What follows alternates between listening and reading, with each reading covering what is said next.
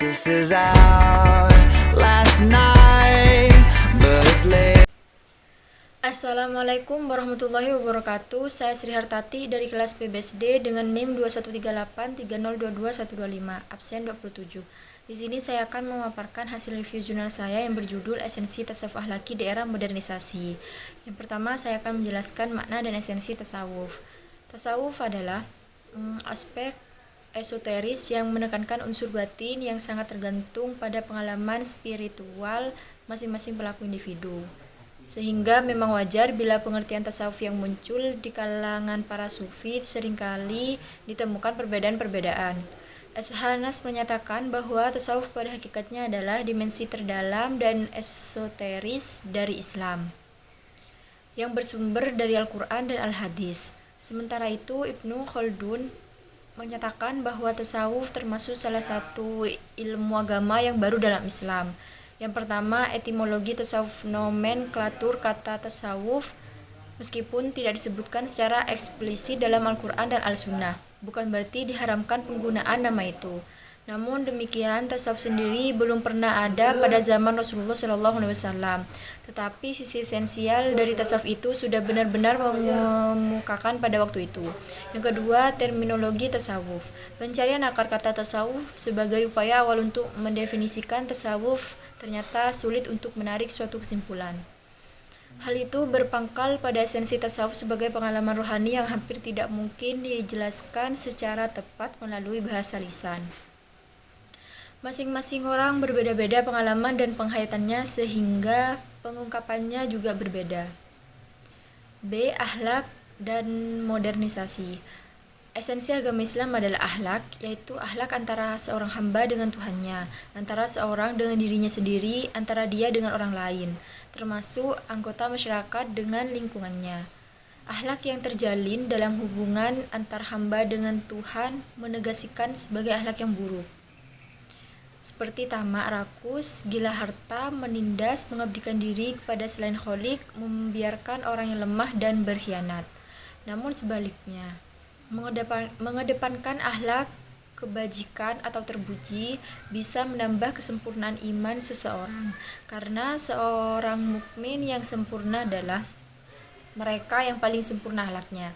Dalam agama Islam, hal tersebut bisa dicapai setelah seseorang beriman, percaya pada rukun iman, dan juga menjalankan syariat Islam sebagaimana dalam rukun Islam. Jadi, 3 komponen utama dari ajaran Islam yakni iman, Islam, dan ihsan harus seiring dan sejalan dalam kehidupan seorang muslim. C. Tasawuf dan akhlak. Tasawuf berarti semangat Islam, sebab semua hukum Islam berdasarkan landasan akhlak. Dalam hal ini, Hamka menyebutkan sebagai tasawuf modern, yaitu keluar dari budi pekerti yang tercela dan masuk kepada budi pekerti yang terpuji. Maksudnya adalah membersihkan jiwa, mendidik, dan mempertinggi derajat budi, menekankan segala kelobaan dan kerakusan, memerangi syahwat yang berlebihan dari keperluan untuk kesentosaan diri. Kemudian tasawuf akhlak ini dari awalnya dalam beberapa aspek utama bahkan mengatur untuk mengikat doktrin Al-Quran. Kenyataannya untuk menyebutnya akhlak merupakan penyalahgunaan istilah. Akhlak menguasai hubungan intra manusia dan akhlakitas Al-Quran melakukan ini dengan sense of presence of God, rasa kehadiran Tuhan yang kuat. Esensi dari tasawuf akhlaki dalam kehidupan masyarakat modern memiliki fungsi sebagai berikut. Yang pertama, pendidikan akhlak spiritual kebangkitan. Spiritual terjadi di mana-mana, baik di barat maupun dunia Islam. Di dunia barat, kecenderungan untuk kembali pada spiritualitas ditandai dengan semakin merebaknya gerakan fundamentalisme agama dan kerohanian. Terlepas dari gerakan ini menimbulkan persoalan psikologis maupun sosiologis. Sementara di kalangan umat Islam ditandai dengan berbagai artikulasi keagamaan seperti fundamentalisme Islam yang ekstrim dan menakutkan sampai pada bentuk artikulasi esoterik seperti akhir-akhir ini menggejala, yaitu gerakan sufisme atau tasawuf.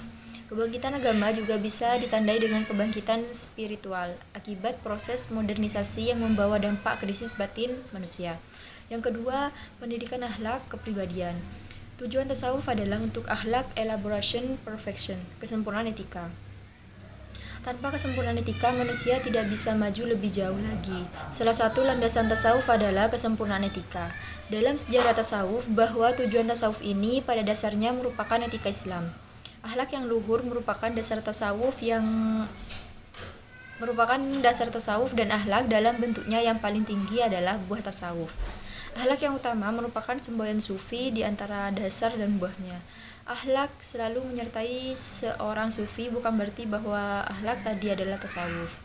30 tasawuf bukanlah satu-satunya sumber akhlak dalam kehidupan manusia, melainkan hanya salah satu sumber akhlak yang berasal dari ajaran Islam, khususnya bagi ahli tasawuf atau sufi.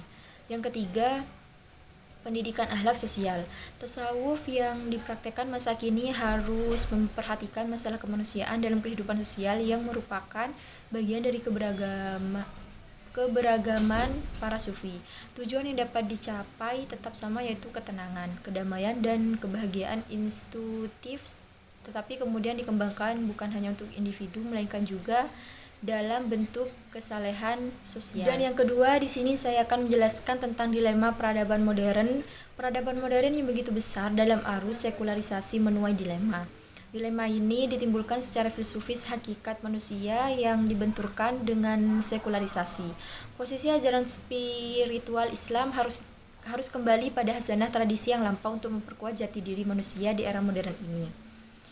Yang ketiga, pluralitas dan penyeragaman. Modernitas ditandai juga oleh sebuah fenomena khas yang disebut sebagai pencabutan, yang ternyata berujung pada upaya penyeragaman global yang sangat mewarnai dunia modern, baik dalam tataran sosial, budaya, ekonomi, ataupun politik.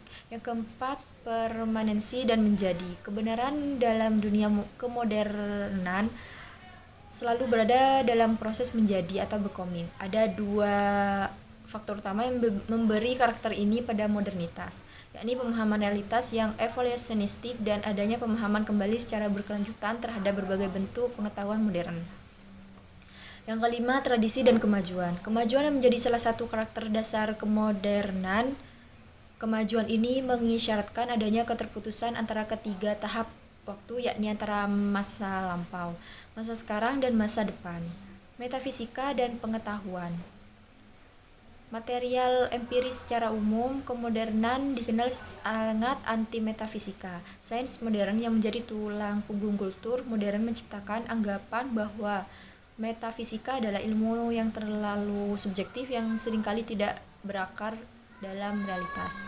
Baik, cukup sekian yang dapat saya sampaikan. Kurang lebihnya mohon maaf. Semoga bermanfaat bagi kalian semua. Wassalamualaikum warahmatullahi wabarakatuh. And when the daylight